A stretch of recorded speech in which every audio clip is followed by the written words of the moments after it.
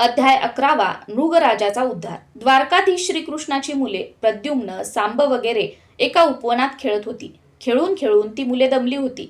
दुपारची वेळ, त्या मुलांना खूप तहान लागली। त्यांनी पाणी शोधले, पण छे, पाणी कोठेच मिळेना। शेवटी ती मुले एका मोठ्या विहिरीवर गेली। पाहतात तर ती विहीरही कोरडीच। त्यांनी आत डोकावले, तोच काय नवल, त्या विहिरीत एक भला मोठा सरडा दिसला। मगरीपेक्षा मोठा असा तो सरडा।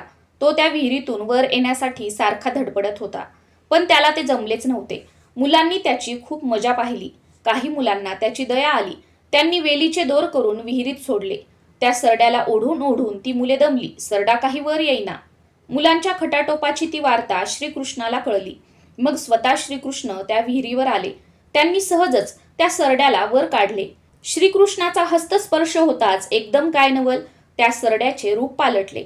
तो आता एक तेजस्वी व दिव्य पुरुष होऊन हात जोडून कृष्णापुढे उभा राहिला। श्रीकृष्ण म्हणाले, बाबा रे, तू आहेस तरी कोण, आणि या अशा सरड्याच्या रूपात विहिरीत का बरे पडला होतास? तो पुरुष म्हणाला, देवा, मी इक्ष्वाकू वंशातला नृग नावाचा राजा आहे। मी मोठा दानशूर होतो। माझ्याकडे आलेल्या कोणालाही मी रिकाम्या हाताने परत जाऊ देत नव्हतो। त्यातल्या त्यात गोदान करण्याचा मला छंदच होता।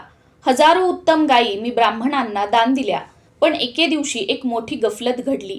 माझ्या हातून नकळत अशी एक मोठी चूक झाली।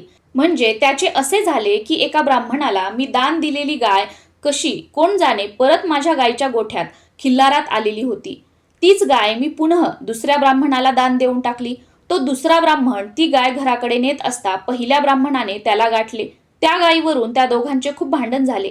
ते भांडण मग माझ्यापर्यंत आले। मी त्या दोघांची खूप समजूत घातली। त्या गायीच्या बदल्यात दुसऱ्या 100 गायीही देण्याचे कबूल केले, पण छे, प्रत्येक जण म्हणायचा, छे छे, मी हीच गाय घेणार। बोला, आता मी तरी काय करणार?